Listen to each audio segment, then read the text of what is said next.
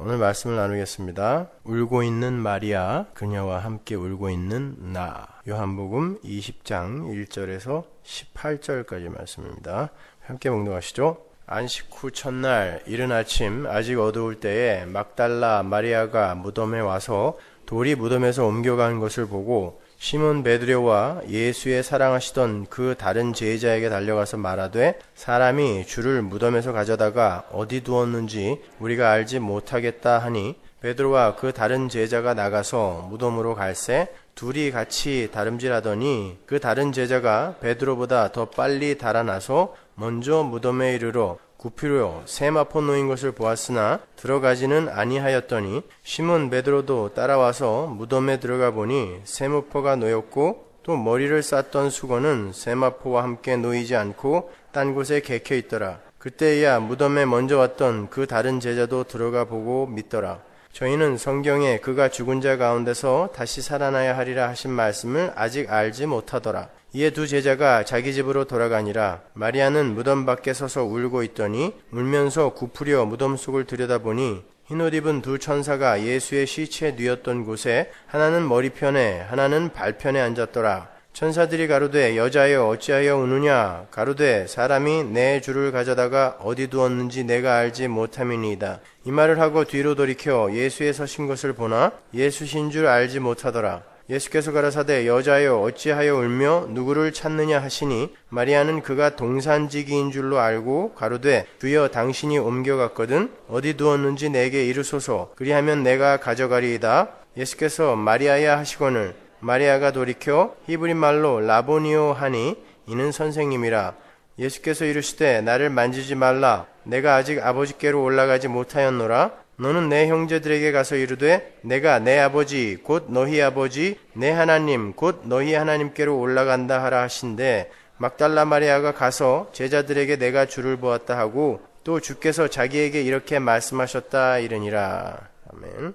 예수께서 십자가를 지시고 운명을 하시자 아리마대 사람 요셉과 니고데모가 예수님의 시체를 가져다가 향품을 넣어서 세마포로 잘 염을 한 후에 아리마대 요셉의 무덤에 장사를 지냈습니다. 그런데 예수님께서 사흘 만에 부활을 하셨어요. 오늘 본문 1절을 보시면 그 부활의 날이 안식 후 첫날이라고 그래요. 그렇죠? 안식 후 첫날. 오늘날로 따지면 토요일 다음 날이니까 주일이죠. 그렇죠?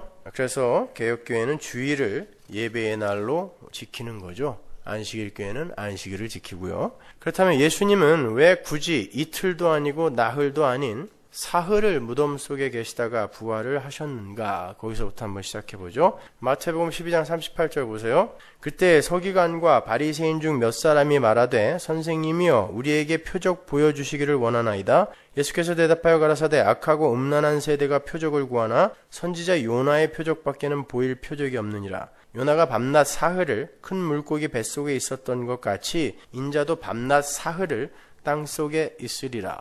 예수님은 당신께서 무덤에 갇혀 있어야 하는 사흘이라는 시간을 요나의 이야기에서 끄집어내어 그 요나의 사흘과 연결을 시키시죠. 그리고 당신이 이 세대에게 보여줄 수 있는 표적은 요나의 표적밖에 없다라는 말씀을 아울러 하세요. 여러분들 아시다시피 요나의 표적은 노아의 홍수 사건에서부터 출발해서 역시 방주, 테바죠. 그죠? 방주, 가을 상자가 테바, 방주예요. 그 테바를 타고 물 위를 떠다니다가 저주의 물 위에서 건짐을 받는 모세의 이야기. 다 죽어야 되잖아요. 근데 모세만 방주에 담겨서 동동 뜨게 된단 말입니다. 그리고 홍해를 가르고 저주의 바다를, 거기에 애굽 사람은 다 빠져 죽었는데 이스라엘만 마른 땅처럼 건너죠. 그죠? 저주의 바다에 빠지지 않고 마치 마른 땅처럼 건넜던 그 이스라엘 백성의 출애굽 이야기. 그리고 신약으로 넘어와서 물 위를 걸으시는 예수님의 그 에피소드를 거쳐서 다 빠져 죽어야 되는데 한 존재만 물 위를 걸어서 오신단 말이에요. 그 에피소드를 거쳐서 십자가에서 절정에 이르는 예수님의 구원 사역을 작은 그림으로 담고 있는 거죠. 어떻게 그 방주와 어떻게 예수가 물 위를 뜨게 되었는가, 예수를 영접한 제자들의 배가 물 위를 뜨게 되었는가, 풍랑이 안 빠지고 그 이유를 이야기해 주는 거예요. 요나의 표적이. 왜죠? 요나서에도 나오잖아요. 풍랑으로 다 빠져 죽어야 할 그 배 안에서 요나가 물에 던져지자 배가 살아나는 거잖아요. 그게 요나의 표적이란 말이에요. 배 안에 모든 사람들이 풍랑에 빠져 죽어야 할 상황 속에서 요나라는 사람 하나가 물속에 빠져, 요나서에 굳이 그게 스올이라는 단어로 등장하죠. 지옥이에요. 스올, 물고기 뱃속으로 들어가서 사흘 밤낮을 머물므로 해서, 다른 말로 지옥과 같은 고통 속에서 사흘 밤낮을 죽었다가 살아나는 거예요. 스올에게 먹혔다가 풀려나는 거예요. 그러니까 죽은 거예요. 그거는 지옥에게 먹혔다가 풀려나는 거예요. 그래서 거기에 스올이라는 단어가 등장하는 거죠. 그렇게 해서 풍랑 속에 빠져야 할 다른 이들이 살아나는 사건, 이 구원의 사건이에요. 이것이 예수님이 빠져 죽으시고 다 저주의 바다 풍랑에 빠져 죽어야 할 우리가 살아나는 거예요. 그게 노아의 홍수 사건에서부터 점층적인 그림으로 보여지는 거죠. 창세기 할 때 했는데 다 잊어버리셨나 봐요. 그러나 요나라는 존재의 개별적 측면에서 그 사건을 바라볼 때 요나는 하나님께 대한 불순종의 대가로 사흘 밤낮을 물고기 뱃속에 있게 된 거죠. 가라는 대로 안 갔기 때문에 그가 물속에 던져진 거란 말이에요. 그 결과 그는 하나님께 순종하는 자가 되어 니느웨로 향하잖아요. 따라서 마태복음 12장에서 예수님이 표적을 구하는 바리새인들과 서기관들에게 하신 말씀, 선지자 요나의 표적밖에는 볼 표적이 없다라는 말씀은 니들이 바로 그 요나처럼 죽어야 하는데, 바로 그 요나의 죽음, 너희들의 죽음을 내가 무덤 속에서 사흘간 표적으로 보여주겠다라는 뜻이에요. 그게 요나의 표적이에요. 너희들이 그렇게 죽을 거야. 이게 요나의 표적이에요. 근데 나한테 지금 기적을 보여달라는 거야? 아니야, 내가 너희들한테 보여줄 수 있는 건 니들이 죽을 수밖에 없다라는 그 표적밖에 없어를 이야기하는 거예요. 그게 요나의 표적이에요. 그러니까 사흘을 무덤 속에 계시면서 주님은 어떤 사흘을 회복시키는 거예요. 그냥 무덤 속에서 그들의 죽음을 보여주는 것으로만 끝나는 게 아니라, 너희들은 이렇게 죽을 수밖에 없는데 내가 너희들을 어떤 방법으로 살려낼 거라는 말이에요. 그래서 사흘을 무덤 속에 계시는 건데, 그 사흘은 지금 인간들이 허물어버린 어떤 사흘을 회복시키는 거란 말입니다. 예수님께서 회복시킨 사흘이 창세기의 첫 창조 속의 첫 번째 사흘인 거예요. 첫째 날, 둘째 날, 셋째 날의 사흘. 하나님은 혼돈과 공허와 흑암뿐인 세상에 빛을 보내심으로 말미암아 혼돈의 구조를 세우시죠. 스트럭처, 틀을 세우신단 말이에요. 혼돈은 틀이 없음이란 뜻이거든요. 스트럭처가 없다는 뜻이에요. 공허는 emptiness, 텅 비어있다라는 거란 말입니다. 근데 하나님께서 그 혼돈과 공허, 그러니까 틀도 없고 내용물도 없으니까 아무것도 없다는 뜻이잖아요. 아무것도 없는 그곳에 하나님이 틀을 세우시고 내용물을 채우시는 거예요. 그러니까 틀이 첫째 날, 둘째 날, 셋째 날 틀이 세워지죠. 빛과 어둠이 갈리고 궁창 위의 물과 아래 물로 갈리고 틀이 세워지는 거예요. 물과 묻이 갈리잖아요. 틀이란 말이죠. 아무것도 없었던 곳에. 그리고 넷째 날, 다섯째 날, 여섯째 날이 첫째 날, 둘째 날, 셋째 날을 채우는 거 아니야, 내용으로. 에? 그러니까 첫째 날, 둘째 날, 셋째 날은 하나님 나라의 틀이 세워지는 거고, 넷째 날, 다섯째 날, 여섯째 날은 그 나라의 내용물들이 채워지는 거예요. 그래서 요한복음의 첫째 날, 둘째 날, 셋째 날에는 그런 틀이 세워지는 작업이 행해지고, 넷째 날, 다섯째 날, 여섯째 날에는 제자들이 모아지죠. 그죠? 12제자가 모아지잖아요. 12제자는 누굴 상징하는 거다? 하나님 나라의 백성, 성도를 상징하는 거니까. 그리고 사흘째 되던 날 가나의 혼인잔치가 벌려지죠. 어린 양의 혼인잔치, 안식의 완성. 그러니까 창세기 1장과 요한복음 1장은 정확히 같은 걸 이야기한다 그랬어요. 그렇게 첫째 날, 둘째 날, 셋째 날에 틀이 세워지고 하나님 나라가 세워지고, 넷째 날, 다섯째 날, 여섯째 날에 그 내용물이 채워지는 그 상태, 그걸 성경이 뭐라 그래요? 안식이라고 하잖아요. 사바스. 그렇죠? 그래서 일곱째 날 하나님이 안식하셨다 그러는 거예요. 쉬었다는 말이 아니라 그 상태가 안식이란 뜻이에요. 하나님이 뭐가 힘들어서 쉬어요? 그죠? 힘들어서 쉰 게 아니라 그 상태가 사바스, 안식이라고 한다는 거예요. 그러니까 안식이란 창조주 하나님께서 하늘 왕의 자리에 앉으시고, 그게 사바스의 뜻이에요. 원래의 뜻. 하나님께서 모든 것을 완료하시고 당신의 자리에 앉는 것을 사바스라고 그래요. 안식이라고 그래요. 앉으시고 그 왕에게 모든 피조물들이 이 세상의 버금 왕으로 책봉이 된 인간의 다스림 안에서 하나님께 복종하고 순종하는 상태, 하나님이 하나님의 자리에 앉고 피조물은 피조물의 자리에서 죽은 흙의 자리에서 저는 죽은 흙입니다. 하나님 앞에서 죽은 흙입니다라고 납작 엎드리는 그 상태. 그걸 히브리어로 샤하라고 하는데 그걸 예배라고 하죠. 그걸 헬라어로는 프로스쿠네오라고 그래요. 그게 예배예요, 예배. 그러니까 안식, 예배, 하나님 나라는 엄밀히 말해서 같은 내용을 담고 있는 거예요. 그렇지만 그 모든 건 다 하나님에 대한 피조물의 절대 순종과 의존을 그 내용으로 담고 있는 거죠. 그게 하나님 나라예요. 그게 안식이에요. 그러니까 여러분의 안식은 뭐죠? 여러분의 뜻을 다 내려놓고 하나님이 시키는 대로 하는 거죠. 그걸 자유라고 하죠. 군대에 가면 사람들이 살이 찌는 이유가 뭐예요? 국가에게 내 뜻을 다 뺏기기 때문에 살찌는 거예요. 그걸 자유라고 해요. 그걸 구속이라고 사람들이 착각하는데 그게 진짜 자유예요. 내가 하고 싶은 걸 다 빼앗기고 나보다 더 크고 나보다 더 지혜롭고 나보다 더 완벽한 존재에 의해 내 삶이 구속되는 거, 완벽하게 구속되는 상태를 자유라고 그래요. 여러분 마음대로 하는 게 자유 아니에요. 마음대로 여러분이 하고 싶은 대로 하는 건 그 하고 싶은 거에 여러분이 묶여 있는 거예요. 그걸 구속이라고 하는 거예요. 자유는 하나님에게 나를 다 뺏기는 거예요. 그게 안식이에요. 그게 예배예요. 그게 하나님 나라의 현실이란 말입니다. 그런데 여자가 뱀의 유혹을 이기지 못하고 하나님을 절대적으로 의존해야 하는 피조물의 자리에서 벗어나서 하나님처럼 되어보겠다고 원래 위치를 이탈해버렸어요. 여자가. 그래서 오늘 본문에도 여자가 나오는 거예요. 그걸 다시 여자에게 회복시켜 주는 거예요. 거기에서 안식이 깨지고 예배가 깨지죠. 당연히. 그렇죠?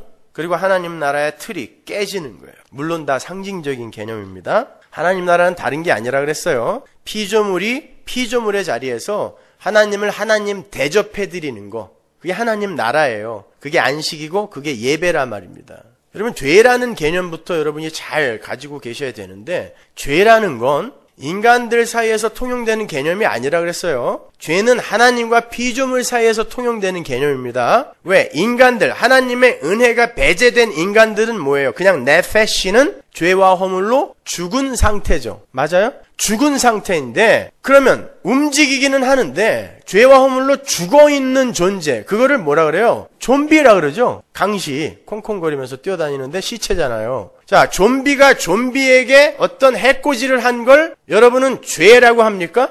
강시끼리 막 싸워서 막 팔이 뚝뚝 떨어져 나가고 눈알이 막 파이고 그래서 강시끼리, 시체끼리 싸웠어요. 그래서 어떤 강시가 이겼어. 심지어 그냥 한 강시를 아주 늑실나게 펴갖고 못 일어나게 만들었어요. 그러면 요 강시가 죄진 거예요? 좀비들 사이에서는 죄라는 개념이 통용되질 않아요. 그럼 진짜 죄는 뭐예요? 피조물이 하나님을 살해하는 거예요. 그것만 죄예요. 좀비가 좀비 살해하는 건 죄라고 하지 않아요. 피조물이 하나님을 살해하는 걸 죄라고 그래요. 근데 하나님을 살해한다고 해서 칼 들고 하나님께 쫓아가서 심장을 찌르는 게 아니라 하나님이 계심에도 불구하고 그분께 내 전 존재를, 피조물은 전 존재를 하나님께 의존해야 되는데 내 전 존재를 의탁하지 않고 내가 뭔가 할 수 있다라고 하나님처럼 되어보겠다라고 나서는 걸 하나님을 죽였다라고 하는 거예요. 그래서 그렇게 자기들의 가능성을 여전히 의지하고 있던 바리새인들이 예수님을 실제로 죽이는 그림을 우리에게 보여주는 거예요. 그게 하나님 살해거든요. 그게 죄예요. 그게 하나님 나라가 깨진 거란 말입니다. 그러니까 여러분의 선악 구조를 갖고 죄라는 걸 함부로 판단하시면 안 돼요. 죄는 인간이 하나님을 살해하는 행위 속에서 나오는 것만 죄예요. 그러니까 우리가 하나님이 계심에도 불구하고 하나님이 안 계신 것처럼 이 세상의 모든 사건과 상황과 처지를 내가 다 해결하고 내가 다 감당하고 내가 이끌어가고 개척하겠다고 나서는 그게 하나님 살해하는 거예요. 여러분이 처한 상황과 사건들 속에서, 처지 속에서 원통해하고 분해하고 고통스러워하고 원망스러워하는 게 뭐예요? 하나님을 살해하는 거예요. 그분을 살아계신 존재로 인정 안 하는 거니까. 그걸 죄라 그래요. 그래서 바리새인들이 그렇게 열심히 종교 행위를 하고 착한 일을 했음에도 그들을 마귀의 자식이라고 예수님이 이야기하신 거예요. 보세요. 여자가 하나님을 하나님 자리에서 끌어내리고 자기가 하나님처럼 되겠다고 했어요. 그게 죄라 그랬죠. 그 죄가 하나님 나라를 깨는 거란 말입니다. 그러니까 여자가 하나님 나라를 틀을 깬 거죠. 내가 하나님처럼 되어보겠다라고 피조물이 나선 그 상태가 하나님 나라가 깨진 상태란 말이에요. 그래서 다시 인간들은 혼돈과 공허와 흑암 속으로 빠진 거예요. 없음의 상태로 처음 자리로 다시 떨어진 거예요. 그 상태를 예레미야가 이렇게 표현하죠. 예레미야 4장 22절 내 백성은 나를 알지 못하는 우준한 자요 지각이 없는 미련한 자식이라 악을 행하기에는 지각이 있으나 선을 행하기에는 무지하도다. 내가 땅을 본즉 혼돈하고 공허하며 하늘들을 우러른즉 거기 빛이 없으며 똑같이 나오죠. 그죠? 창세기 1장 2절의 이야기와 똑같이 이 죄인들과 죄악된 세상의 현실이 똑같은 단어로 표현되고 있잖아요. 또다시 틀이 없어졌고 또다시 내용물이 없어졌어요. 왜? 틀이 없어졌으니까 그 틀 안에 들어갈 내용물이 당연히 없는 거죠. 전부 다 죽어야 돼요. 이제 그걸 흑암이라고 그래요. 어두움이라고 그래요. 그렇게 또다시 처음 자리로 돌아간 인간과 인간 세상의 결국은 사망이죠. 그건 형벌이라기보다는 타락한 피조물들의 처음 자리 확인이라고 하면 더 옳아요. 타락한 인간들의 처음 자리는 먼지예요. 먼지는 죽어있는 존재입니다. 그 죽어있는 존재들의 현실을 지옥이라는 단어로 표현해 주는 거예요. 그럼 보세요. 하나님과 관계없는 죽어있는 자들을 그 죽음의 상태에 내버려 두는 게 하나님의 죄입니까? 하나님의 잘못이에요? 근데 왜 누구는 지옥 보내고 누구는 천국 보내냐고 왜 따지고 두는 거예요 도대체 인간들이. 원래 죽어야 할 것들을 죽음의 자리인 사망에다가 지옥에다가 던져 놓는다는데 왜 따지고 두냐고요. 그게 인본주의예요. 왜 나랑 상의 안 하냐는 거예요. 응? 내가 보기에는 저 사람들 저렇게 지옥에다 던지면 안 된다는 것입니다. 그게 인본주의인 것입니다. 그걸 죄라 그래요. 그걸 하나님 살해 사건이라고 하는 거예요.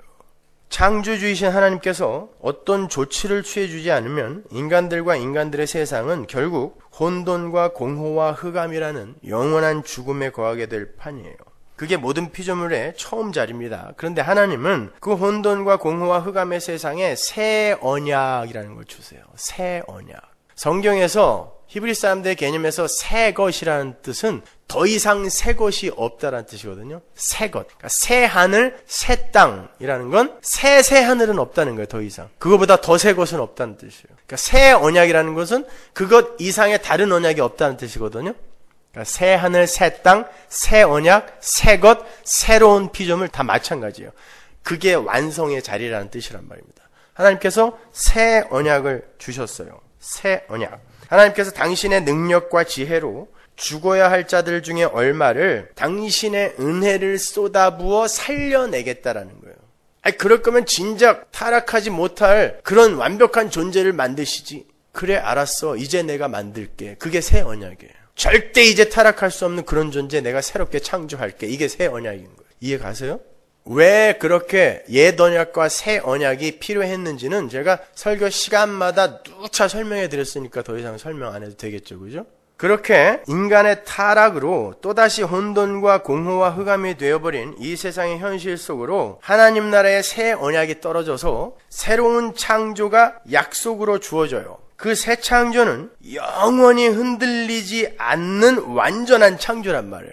그런데 그 새 창조를 어떻게 완성해 내시기로 한 거예요? 하나님이 당신의 아들을 죽이심으로 말미암아 당신의 선택한 백성들의 연약함과 무력함과 어두움을 전부 아들 속에 넣어서 아들을 죽이시고 아들의 그 완전함을 그들에게 또 전가시키는 그 방법으로 우리를 살리기로 했단 말이에요. 그러니까 예수님의 죽으심과 부활하심은 무엇을 지금 다시 회복시키는 거예요? 하나님 나라를 회복시키는 거죠. 하나님 나라의 틀은 첫째 날, 둘째 날, 셋째 날 세워졌다 그랬어요. 그러니까 예수님이 죽음으로 회복해야 할 하나님 나라는 며칠이어야 되는 거예요? 사흘이어야 되는 거예요.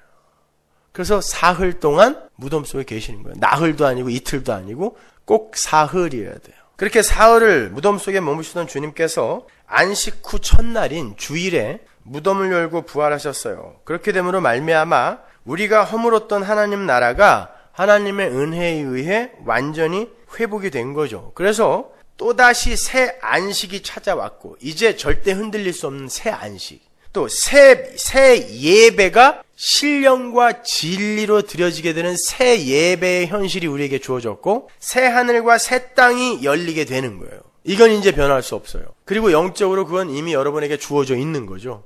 구약이 파괴되고 신약이 성취된 거예요. 그래서 우리는 안식 후 첫날인 주일에 예배를 드리는 거예요. 지금까지 안식일을 지키고 있는 건 여전히 구약에 머물러 있는 거예요. 그거는 신약에게 먹혀야 되는 거예요. 신약으로 지향되지 않는 구약은 사도 바울이 뭐라 그래요? 죽음에 이르게 하는 법이라 그러잖아요. 근데 여전히 안식일을 지켜요? 말도 안 되는 거죠. 그래서 우리는 주일에 예배를 드리면서 그날을 새로운 안식일, 즉 영원히 깨지지 않을 그러한 안식이 완성된 날, 구약의 안식일 개념이 아니에요. 그러한 안식일로 지키는 거고, 그날에 하나님 나라의 작은 모형을 교회의 모임 속에서 경험하는 거예요. 그래서 우리의 예배 현장은 안식과 예배와 하나님 나라가 두루 경험이 되는 현장인 거예요.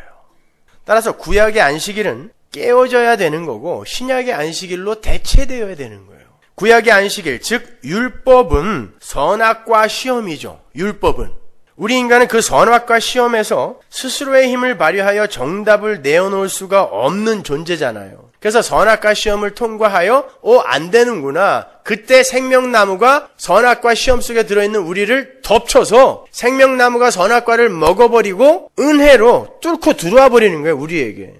그러므로 구약의 안식일은 모든 율법이 그러하듯이 엄밀히 말해 지키라고 준 게 아니라 너희들은 왜 온전한 안식일을 거룩하게 지킬 수 없는지를 알아먹으라고 준 거란 말입니다. 그리고 예수의 은혜로 달려가라고. 그래서 구약의 안식일 바로 다음 날 진짜 하나님이 이룩하신 신약의 안식일이 구약의 안식일을 밀어버리고 덮쳐버리고 그 다음 날 서는 거예요.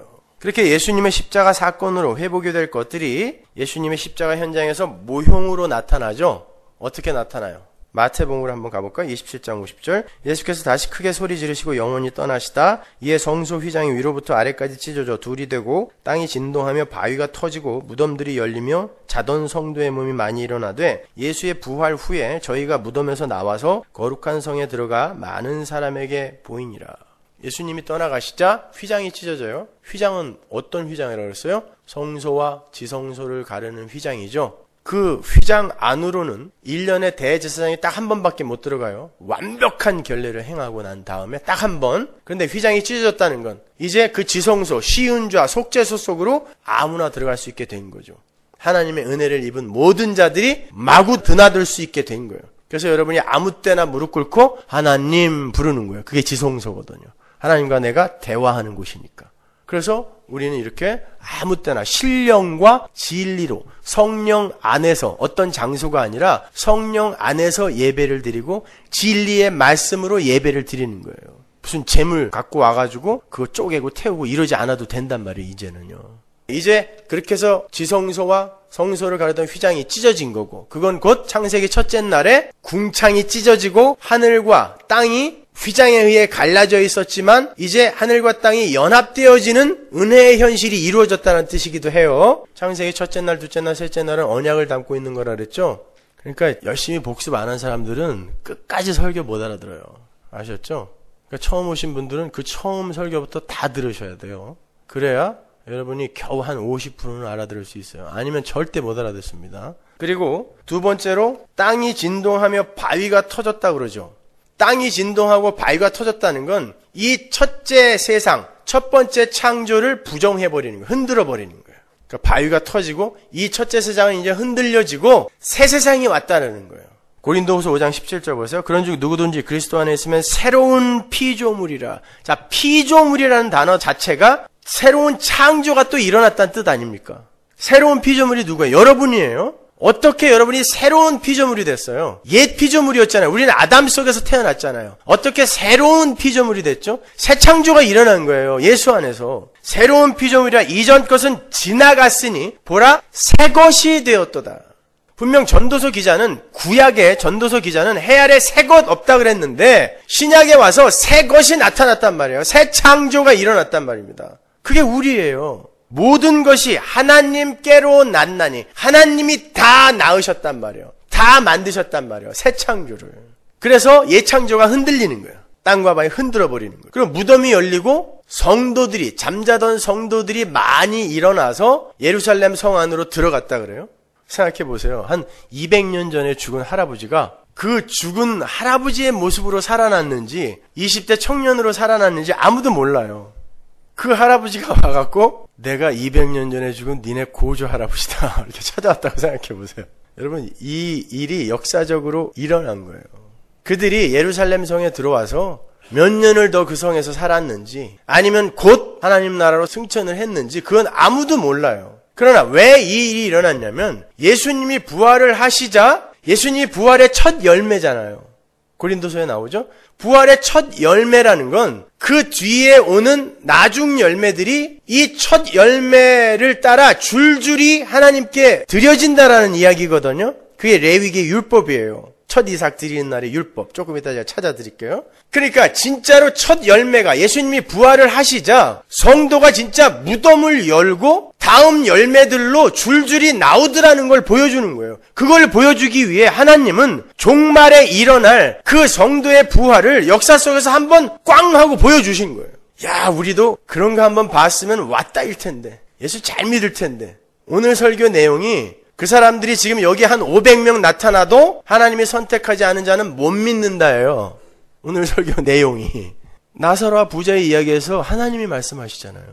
죽었다가 살아난 이가 실제로 살아나서 야, 하나님 나라 있더라, 니네들 예수 믿어라 라고 얘기해도 모세와 선지자, 성경을 안 믿는 자, 믿음이 없는 자는 절대 못 돌아온다 이야기 하잖아요. 근데 우리는 자꾸 누가 무덤 열고 살아나면 믿을 수 있을 거라고 얘기해요. 못 믿어요. 예수님이 살아났는데도 안 믿었다니까요. 제자들도 안 믿었어요. 근데 뭘 보여주면 믿을 수 있다라고 착각들을 하는 거예요. 믿음은 보는 것에서 오지 않아요. 듣는 것으로도 오지 않아요. 아니, 들으면서 난다고 그랬는데요. 예, 성령이 들려주시는 그 들음에서만 나요. 무조건 듣는다고 다 신앙으로 들어가지 못해요. 그러니까 예수님의 부활로 말미암아, 죽으심과 부활로 말미암아 사망이 죽은 거예요. 존 오웬의 책 있다 그랬죠? Death of Death in Death of Christ. 예수의 죽음에게 먹힌 죽음. 예수의 죽음 안에서 죽은 죽음. 우리의 죽음이 예수의 죽음 안에서 죽어버린 거예요. 그래서 무덤이 열리는 거예요.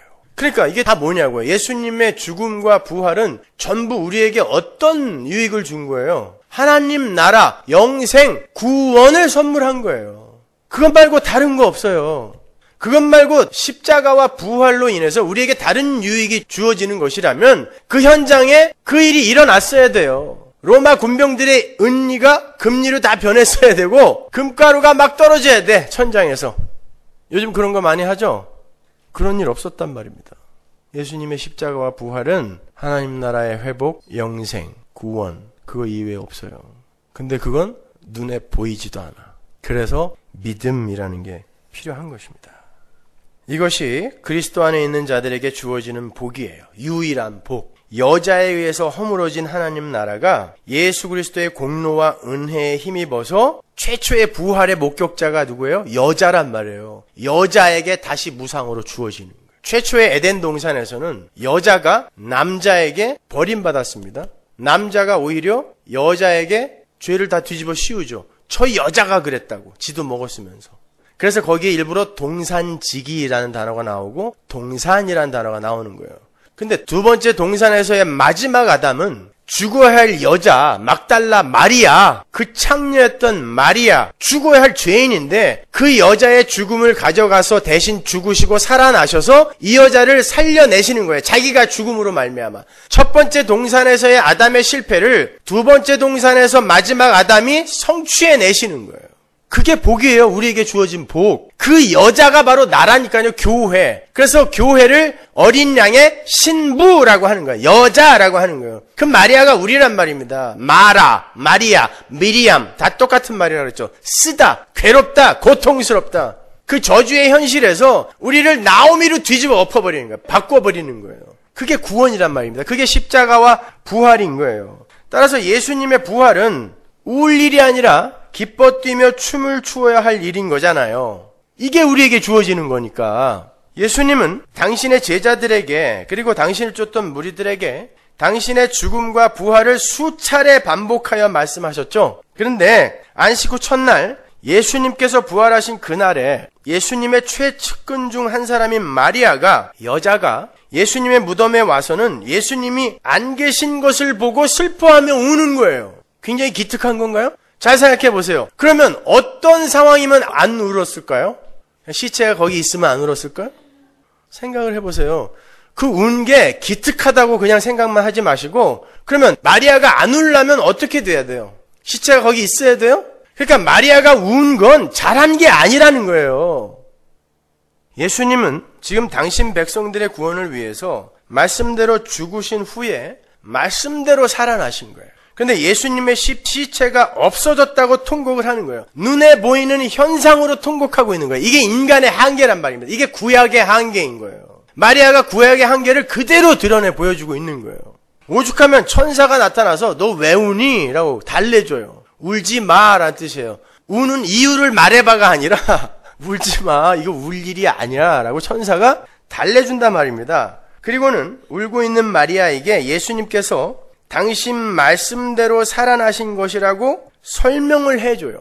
병행 구절이 있는 누가복음으로 가서 확인해 보겠습니다. 누가복음 24장 1절 보세요. 안식 후 첫날 새벽에 이 여자들이 그 예비한 향품을 가지고 무덤에 가서 돌이 무덤에서 굴려 옮기운 것을 보고 들어가니 주 예수의 시체가 배지 아니하더라. 이를 인하여 근심할 때에 문득 찬란한 옷을 입은 두 사람이 곁에 섰는지라. 여자들이, 여자들 무지 나와요.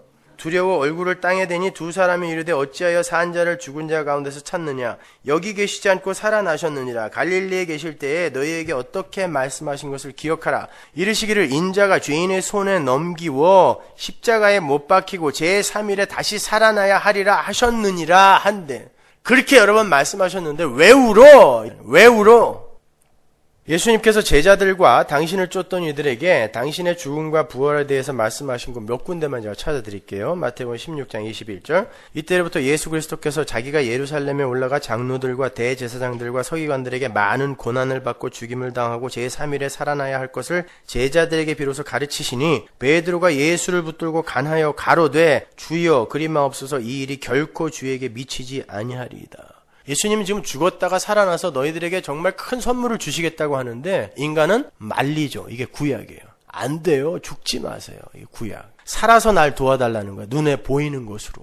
예수님은 죽어서 은닉되어서 눈에 보이지 않는 진짜 큰 선물을 준다고 하는데, 인간들은, 구약에 속해 있는 자들은 살아서 나에게 눈에 보이는 유익을 달라고 하는 거예요. 그게 구약이에요. 마태복음 17장 22절. 갈릴리에 모일 때 예수께서 제자들에게 이르시되 인자가 장차 사람들의 손에 넘기워 죽임을 당하고 제3일에 살아나리라 하시니 제자들이 심히 근심하더라. 또 반복하세요. 바로 한 장 뒤에 마태복음 20장 17절. 예수께서 예루살렘을 올라가려 하실 때 12제자를 따로 대시고 길에서 이르시되 보라 우리가 예루살렘을 올라가노니 인자가 대제사장들과 서기관들에게 넘기움에 저희가 죽이기로 결론하고 이방인들에게 넘겨주어 그를 능욕하며 채찍질하며 십자가에 못 박게 하리니 제3일에 살아나리라. 변화산에서 내려오다가도 또 말씀하시죠. 난 죽어야 돼. 3일 만에 또 다시 살아나야 돼. 그러니까 수없이 말씀하신 거예요. 당신의 죽음과 부활에 대해서. 그런데 아무도 예수님의 부활을 믿지 않은 거예요. 그래서 여자들이 무덤에 갔다가 빈 것을 보고 그리고 천사를 만나고 막 달려와가지고 예수님이 살아나셨다, 부활하셨다. 그러니까 제자들이 뭐라 그랬어요? 누군가 하나라도 예수님의 부활을 진짜 기다리고 있었다면 진짜야? 야, 일어났구나. 그 일이 일어났구나. 그랬을 거라고요. 근데 그들이 이구동성으로 뭐라 그랬어요? 헛소리 하지 마. 그랬어요. 허탄한 소리가 헛소리란 뜻이라고요. 왜 헛소리 하고 있어? 라고 이야기했어요. 그러니까 아무도 안 기다리고 있었다는 거죠. 누가복음 24장 8절 보세요. 저희가 예수의 말씀을 기억하고 무덤에 돌아가 이 모든 것을 11사도와 모든 다른 이에게 고하니 이 여자들은 막달라 마리아와 요한나와 야고보의 모친 마리아라. 또 저희와 함께한 다른 여자들도 이것을 사도들에게 고하니라. 사도들은 저희 말이 허탄한 듯이 배워 믿지 아니하나. 이게 허탄한이라고 번역된 단어가 레로스거든요. 그러니까 헛소리, 잡담 이런 뜻이야. 시끄러. 제자들 중 예수님의 부활을 믿었던 인간은 하나도 없었던 거예요. 그들이 예수님의 부활을 믿지 못하는 건 어찌 보면 당연한 일인지도 몰라요. 왜냐하면 유대인들의 시간선 속에서의 부활은 이 세대의 마지막, 오는 세대의 시작에야 일어날 수 있는 일이기 때문에 그래요. 유대인들의 시간선을 여러분이 잘 아셔야 되는데, 유대인들의 시간선은 이 세대와 이 세대가 끝나고 나면 오는 세대가 온다고 그들은 믿어요. 그러니까 이 세대와 이 세대가 끝나고 오는 세대로 구별이 되는데, 이 세상이 끝나고 또 다른 세대, 그들은 세상의 개념이 없어요. 그래서 세대라고 그래요. age라고 하거든요. 다른 세상이 올 때 비로소 부활이 온다고 믿었어요. 그들도 부활을 믿었단 말입니다. 사두개인들만 안 믿었어요. 나머지는 전부 부활을 믿었어요. 근데 언제 그 부활이 일어날 거라고 믿었냐면 이 세상, 이 세대가 다 끝나고 오는 세대가 열릴 때 부활이 일어날 거라고 믿었단 말이에요. 그래서 나사로의 누이인 마리아도 그래요, 저도 부활을 믿어요 라고 이야기를 했던 거예요. 요한복음 11장 23절 보세요. 예수께서 가라사대 내 오라비가 다시 살리라. 마르다가 가로되 마지막 날 부활에는 다시 살 줄을 내가 아나이다. 이게 에스카테, 에스카토스가 종말이잖아요. 그죠? 에스카테 헤메라야, 종말의 날에, 그러니까 이 세대의 마지막 날에 부활이 일어날 것을 믿습니다 라고 이야기하는 거예요. 그런데 예수님이 돌아가셨는데도 이 세상은 여전히 건재했잖아요. 잠깐 어두워졌다가 금방 환해졌어요. 그리고 일상은 그대로 돌아가요. 해는 다시 뜨고 달은 다시 떠요. 이 세대가 끝나지 않았단 말이에요. 종말은커녕 예수님을 죽인 이 세대가 버젓이 활기차게 살아 움직이고 있었단 말이에요. 유대교의 시간선은 그러했지만 기독교의 시간선은 유대교의 시간선과 완전히 달라요. 기독교의 시간선은요, 예수님의 십자가를 기점으로 해서 오는 세대가, 나중에 오는 세대가 이 세대 중간으로 뚫고 들어와 버린 거예요. 그래서 요 시점부터 겹쳐지는 거예요. 오버랩 되어 있는 거예요. 그래서 여러분은 이 세대 속에서 오는 세대를 사는 이상한 사람들이 된 거예요. 굉장히 비현실적인 사람들이 된 것입니다. 그래서 여러분은 비현실적이라는 소리를 들어야 돼요. 이 세대 속에서 오는 세대를 살고 있기 때문에. 보세요. 유대인의 시간선에서는 아직 오는 세대가 안 왔다고 믿어요. 왜? 이 세상이 건재하거든요. 그러니까 부활을 믿을 수 없는 거예요. 부활은 오는 세대 속에서 일어난다고 믿었으니까. 그러나 우리는 어때요? 오는 세대가 이미 예수님의 십자가 부활로 이 땅에 뚫고 들어온 거예요. 그래서 하나님 나라가 왔다라고 이야기하는 거란 말입니다. 예수님께서 천국이 침노에 들어온 거예요. 우리가 천국을 침노하는 게 아니라, 거기 수동태로 번역이 되어갖고 자꾸 헷갈리는데 그걸 데포넌트 동사라고 하거든요. 수동태인데 능동으로 번역해야 되는 동사가 있어요. 헬라어에는. 그게 데포넌트 동사인데 거기서 쓰인 게 데포넌트 동사예요. 그러니까 천국이 뚫고 들어온 거지 우리가 천국을 침노하는 거 아니란 말입니다. 천국이 우리를 침노에 들어왔어요. 언제? 예수 그리스도와 함께. 그래서 우리는 이 세상 속에서 그 하나님 나라를 살아요. 근데 개뿔이나 뭐가 하나님 나라가 있다오냐? 그런 생각 안 드세요? 하나님 나라는 되게 좋은 거라며. 무슨 개뿔이나 하나님 나라가 있다우야. 맨날 속고 당하고 가난하고. 하나님 나라는 여러분이 좋아하는 것이 풍성하게 구비되어 있는 그런 곳을 하나님 나라라고 하지 않아요. 조금 전에 말씀드렸잖아요. 하나님의 통치에 온전히 순복하는 자들이 하나님 앞에 납작 엎드려 있는 그 나라가 하나님 나라란 말입니다. 여러분은 지금 하나님의 통치에 의해 코가 꿰어서 끌려가고 있는 중이거든요. 완성의 자리로. 그걸 하나님 나라를 산다라고 하는 거예요. 뭐 대단히 기쁠 거라고 생각하지 마세요. 여러분에게 주어진 자유가 일단 여러분에게는 구속으로 체감이 돼요. 마찬가지로 하나님 나라의 풍성함은 이 땅에서 여러분에게 빈곤함으로 올 수도 있는 거예요. 그래서 마태복음에 그런 말 나오잖아요. 내가 마귀를 묶어놓고 그의 세간을 늑탈하여 마귀를 쫓아내는 것이면 하나님 나라가 이미 임했다 그러죠. 그죠? 마귀의 통치에서 벗어나는 그 상태. 그래서 하나님이 이끄시는 십자가의 삶의 원리 속으로 계속 가기 싫어 죽겠는데 들어가게 되는 그 상태를 하나님 나라를 산다라고 이야기하는 거예요. 대단한 거 기대하셨어요? 이 세상에서? 뭔가 굉장히 평안하고 기쁘고 행복할 줄 알았는데 너무 힘들어. 너무 힘들어야 되는 거예요. 왜냐하면 우리의 비전과 야망과 뜻이 계속 무참하게 폭격당하거든요. 그 비전과 야망과 뜻은 우리의 일상에서 그대로 실현이 되는데 그 일상이 폭격을 당하는 거예요. 그러니까 얼마나 힘들어요. 그게 하나님 나라란 말입니다. 그러나 나중에 죄가, 어두움이, 더러움이 싹 사라진 상태에서 하나님에게 온전히 끌려가는 그 사람들이 얼마나 행복할까요? 온전한 선. 내가 이제 하나님의 뜻을 거슬려서 자꾸 반대 방향으로 가려고 하는 그 싸움을 안 해도 돼요. 그것 때문에 괴로운 거거든요, 지금. 나는 이 세상의 가치관으로 자꾸 뭔가를 판단하고 있어요. 이 세상의 선악구조로 뭔가를 판단하고 있는데 하나님은 그거 아니라고 자꾸 딴 데로 끌고 가니까 지금 괴로운 거란 말이에요. 지금 여러분이 괴롭고 힘든 건 여러분이 원하는 어떤 게 있는데 그게 안 들어져서 힘든 거 아닙니까? 그런데 이제 그 반발하는 마음이 싹 죽어버린단 말이에요. 옛사람의 죽음. 그 상태에서 최고의 선, 선의 근원이신 그분이 가장 아름답고 고귀한 그 지점으로 나를 끌고 갈 때 그 삶이 얼마나 행복하겠냐고요. 여러분은 그 지점으로 끌려가는 거예요, 여러분. 그래서 예수님이 부활하시자마자 무덤이 열리고 죽어있던 성도들이 뻘떡 일어나서 성 안에 막 걸어다니는 거예요. 예수님이 부활하심으로 말미암아 오는 세대가 이 세대에 지금 겹쳐 들어왔다는 걸 보여주는 것이죠. 물론 그건 실제 사건임과 동시에 하나의 상징이에요. 성경이 그러한 사건들을 통해서 성경의 독자들인 성도들에게 하고 싶은 이야기는 예수님의 부활로 말미암아 오는 세대가 이 세대 안으로 뚫고 들어와서 부활의 첫 열매가 맺혀졌음과 그 첫 열매의 연합으로 말미암는 나머지 열매들의 필연적 연합의 현실을 보여주는 거예요. 왜? 첫 이삭이 드려지면 합격이 되거든요. KS 마크, 요즘은 품인가요? 모르겠어요. 한국 떠난 지가 오래돼서. 그거 맡을 때 사과를 다 따가지고 가요? 응? 사과가 과수원에서 한 5만 개 나오는데 그 5만 개를 일일이 하나하나 다 검사 맡아야 돼요? 몇 개 보내는 거예요. 그래서 그게 합격이면 나머지도 합격이 되는 것처럼 첫 열매가 하나님 앞에 제물로 연합이 되자 합격! 그 첫 열매가 품어 안고 있는 모든 다른 존재가 쭉 따라 올라가는 거예요. 천국으로. 그걸 보여주는 거예요. 사도 바울이 그 현실을 이렇게 표현하죠. 고린도전서 15장 20절 보세요. 그러나 이제 그리스도께서 죽은 자 가운데서 다시 살아 잠자는 자들의 첫 열매가 되셨도다. 사망이 사람으로 말미암았으니 죽은 자의 부활도 사람으로 말미암는도다.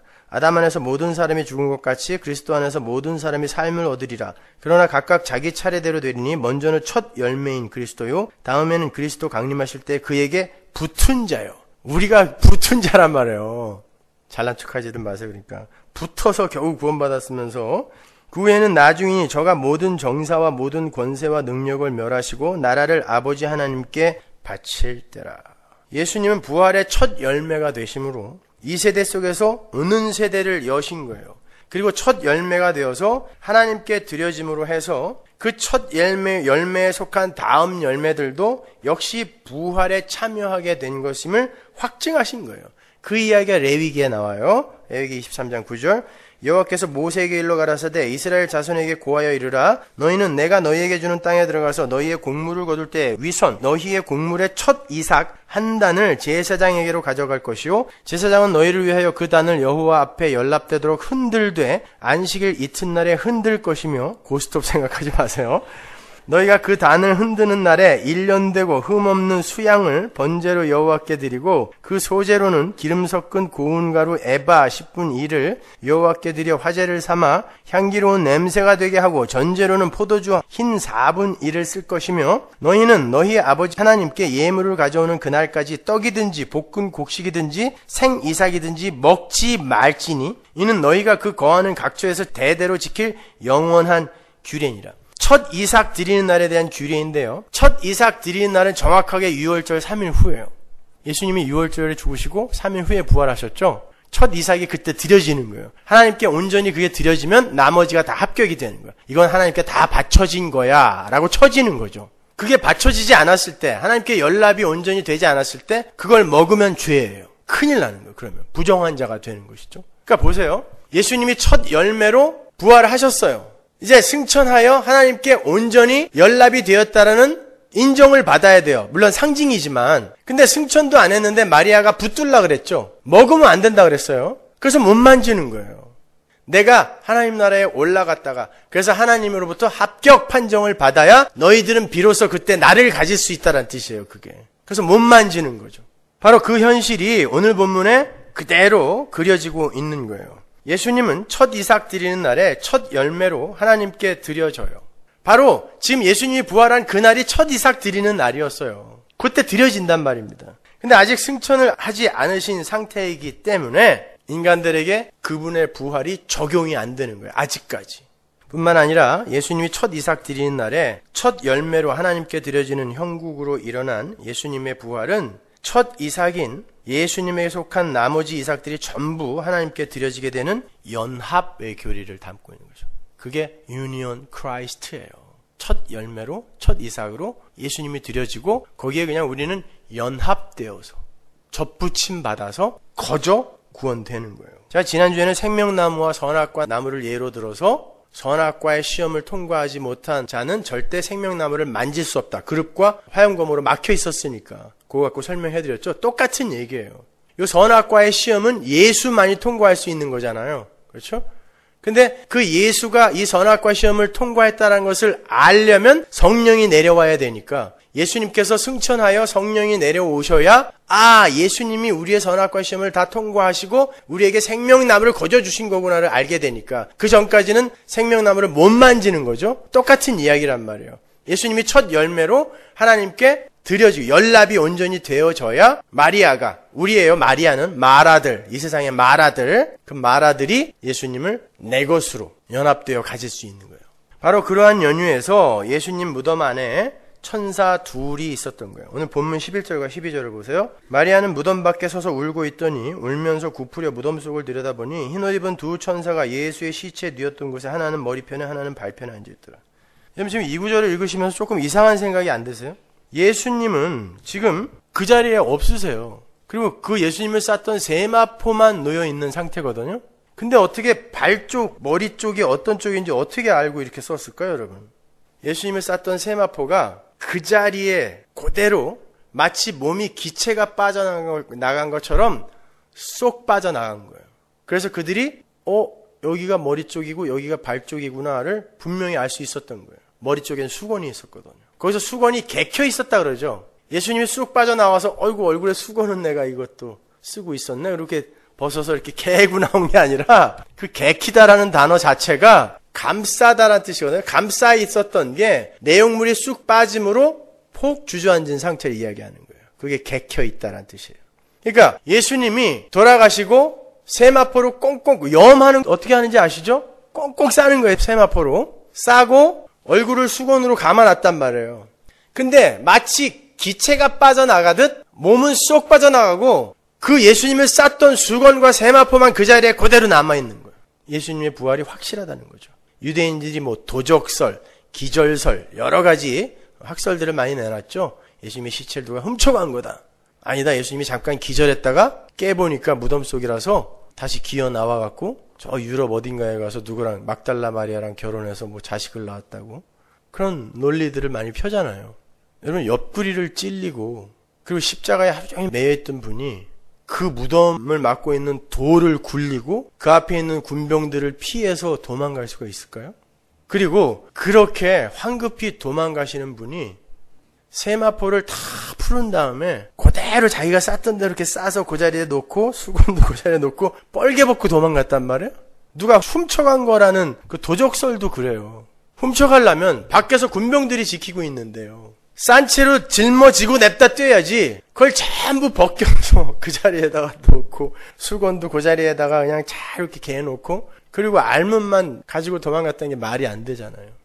예수님의 부활이 확실한 거다라는 걸 보여주기 위해 이런 단어들을 쓰는 거예요. 그 자리에 폭 주저앉아있는 세마포가. 그리고 예수님의 죽음의 자리에 머리 쪽 발끝에 천사가 둘이 딱 마주보고 서 있었어요. 어디서 봤어요? 이런 그림. 법궤 위에서 봤잖아요. 그죠? 시은좌. 시은좌가 뭐예요? 은혜가 베풀어지는 자리, 그 자리를 다른 말로 속죄소라고 하죠. 죄가 사해지는 거예요. 예수님의 죽음의 현장에 그룹이 둘이 딱 마주보고 앉아 있어요. 바로 여기에서 이렇게 속죄가 일어난다라는 거예요. 그 안에 예수가 함께 계셨습니다. 돌아보니까 예수님이 계셨었잖아요. 거기가 바로 하나님 나라라는 거예요. 천사들과 예수가 계신 곳. 그러나 그 하나님 나라는 반드시 무덤문을 열고 그 무덤문 너머를 통과해야 들어갈 수 있는 거예요. 여러분은 이 세상에서 무덤 속으로 열심히 들어가셔야 되는 거예요. 옛사람의 죽음, 옛사람의 무덤 속으로 한 발 한 발 가셔야 되는 거예요. 그 무덤을 통과해야 여러분이 새하늘과 새 땅에서 새 몸을 갖고 살 수 있는 존재가 되는 거예요. 그래서 우리 성도는 죽는 것도 유익함이라 그러는 거예요. 죽는 게 유익함이죠. 그 죽음의 문을 딱 열자마자 영원한 나라가 날 기다리고 있으니까. 근데 성도라는 사람들이 그걸 두려워한다니까요. 그 이야기가 출애굽기 25장 17절에 나오는데 그거 잠깐만 읽어드리고 갈게요. 출애굽기 25장 17절 정금으로 속죄소를 만들되 장이 2규빗 반, 광이 1규빗 반이 되게 하고 금으로 그룹 둘을 속죄소 두 끝에 쳐서 만들되 한 그룹은 이 끝에 한 그룹은 저 끝에, 끝이라는 단어가 똑같은 단어가 나오죠. 그죠? 끝에 그룹이 서 있는 거예요. 천사가 서 있는 거예요. 예, 그런 거예요. 지금 예수님의 시신이 놓여있던 자리, 예수님의 죽음의 자리 양쪽에 천사가 앉아있고 예수님의 죽으심과 부활하심으로 인해 일어난 하나님의 백성들의 속죄의 현실이 요 그림 속에서 선포되고 있어요. 그런데 마리아가 계속 울고 있단 말입니다. 이게 문제인 거예요. 여러분, 우리는 이제 믿음으로 그걸 다 알아요. 그 현실을. 우린 영화를 미리 다 본 거예요. 그쵸? 다 봤어요. 근데 이 여자가 지금 괜히 울고 있는 거죠. 절대 여기서 울 일이 아닌 거예요. 에? 기뻐 뛰며 찬송을 해야 될 자리인데 울고 있단 말이에요. 제가 가끔 여러분의 인생을 볼 때 그런 기분이 들어요. 지금 울 때가 아닌데 가슴을 치며 울고 있어. 제가 보기엔 절대 울 때가 아니에요. 근데 가슴을 치며 울고 있어요. 그리고 목사님 어떡해요? 나 죽고 싶어요. 난 내일 목마를 거야. 말리지 마. 막 이러고. 여러분, 우리는 믿음으로 하나님 나라를 사는 사람이라면서요.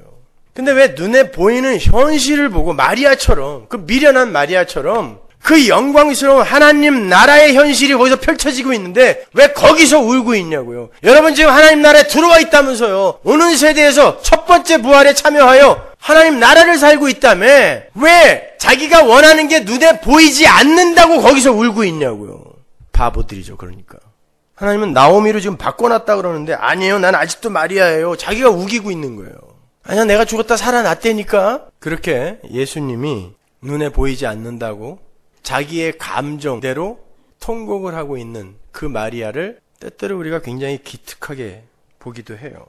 예수님의 시신이 무덤에 놓여 있고 자신이 죽은 예수님의 시신에 무언가를 해줄 수 있는 걸 보람이요, 감사요, 애정의 표현이라고 생각하는 그 수준을 뭐라 그러죠, 우리가? 유대주의라 그래요. 그걸 율법주의라고 해요. 그게 인본주의인 거예요. 내가 예수님께 뭔가를 해드리고 싶다는 거예요. 근데 없어서 섭섭하다는 거예요. 우리 주일날 배웠잖아요. 그 염소들. 아니, 내 앞에 거지로 나타나지도 않았으면서 왜 나보고 안 했다고 그래요? 이거거든요. 나타나기만 했으면 내가 다 했을 텐데. 아예 안타깝다는 거죠. 그거 못하고 와서. 딴 건 다 했는데 그거만 못하고 왔다는 거죠. 그걸 유대주의라 그래요. 그게 바리새인들인 것입니다, 여러분. 마리아는 무덤이 빈 것을 보고 부활을 믿었다 그래요. 그리고 제자들도 달려와서 보고 부활을 믿었다 그러죠. 오늘 본문에 보면. 믿었다 그래요. 근데 그 밑에 굉장히 재밌는 말이 나와요. 한번 보고 가죠. 본문 8절. 그때야 무덤에 먼저 왔던 그 다른 제자들도 들어가 보고 믿더라. 뭘 믿은 거예요, 도대체? 밑에 9절. 저희는 성경에 그가 죽은 자 가운데서 다시 살아나야 하리라 하신 말씀을 아직 알지 못하더라. 이에 두 제자가 자기 집으로 돌아가니라. 각자 집으로 그냥 가버렸어요. 믿었다며 그냥 집으로 가버렸어요. 그리고 성경이 뭘 부연 설명하냐면 그들이 아직 죽은 자 가운데서 예수님이 살아나셨다라는 의미가 뭔지를 모르고 있더라라고 이야기를 해요.